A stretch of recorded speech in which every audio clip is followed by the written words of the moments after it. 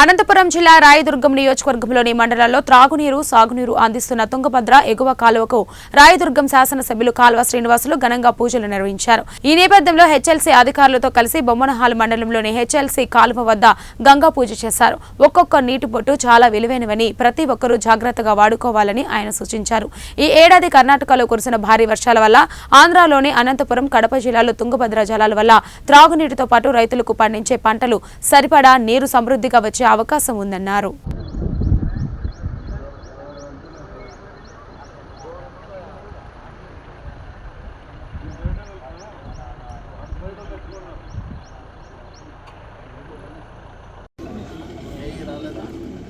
వచ్చారు ఉన్నారు sir. Altaf sir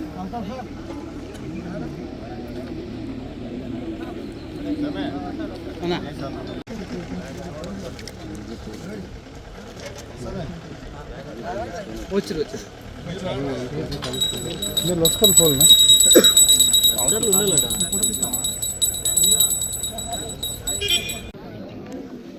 Anantapuram జిల్లా సాగునీరు తాగునీటి అవసరాలు తీర్చే వరప్రసాదిని తుంగభద్ర ఎగువ కాలువ.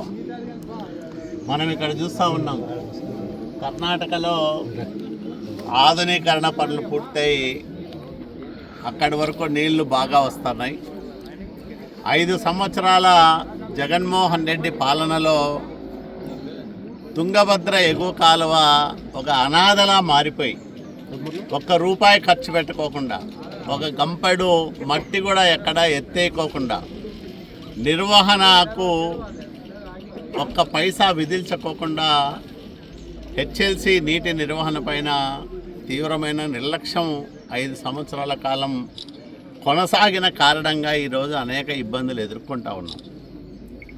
మొన్ననే నేను అసెంబ్లీలో కూడా ఈ విషయం పైన ప్రశ్న వేసి జలవనరుల శాఖ మంత్రి నిమ్మల రామానాయుడు గారు హామీ ఇచ్చే విధంగా చూశాం. ఈ ఏడాది తుంగభద్ర రిజర్వాయరు పొంగి పొర్లి ప్రవహిస్తూ ఉంది. 26 టీఎంసీల పైగా మన వాటా మనకు అందుతుంది. ఇంకా ఎక్కువ నీళ్లు తెచ్చుకునేదానికి మేము తగిన శ్రద్ధ చూపుతాం. రైతులందరికీ కూడా నేను ఒకటే విజ్ఞప్తి చేస్తూ ఉన్నా, ఈ వ్యవస్థ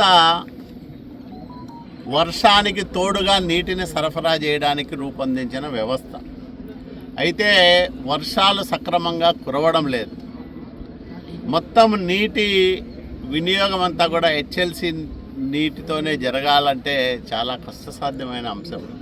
కాబట్టి ఈ నీటిని చాలా పొదుపుగా వాడుకొని పంటలకు ఎంత అవసరమో అంతే వినియోగించుకొని ప్రభుత్వానికి, నీటిపారుదల శాఖ అధికారులకు, రైతులందరూ కూడా సహకరించాలని నేను విజ్ఞప్తి చేస్తూ ఉన్నా.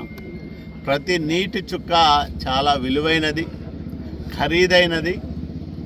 కాబట్టి రైతులందరూ కూడా పొదుపుగా నీటిని వినియోగించుకోవాలని, అదే సందర్భంలో ఎక్కడ ఆవేశకావేశాలకు తావులేకోకుండా సక్రమంగా నీటిని పొలాలకు పెట్టుకొని మంచి పంటలు, ఒకవైపు ఖరీఫ్ సీజన్ దెబ్బతినింది, ఈ పాటికే ఇంతవరకు విత్తనమే పడలేదు, వాన జాడే కానరావడం లేదు.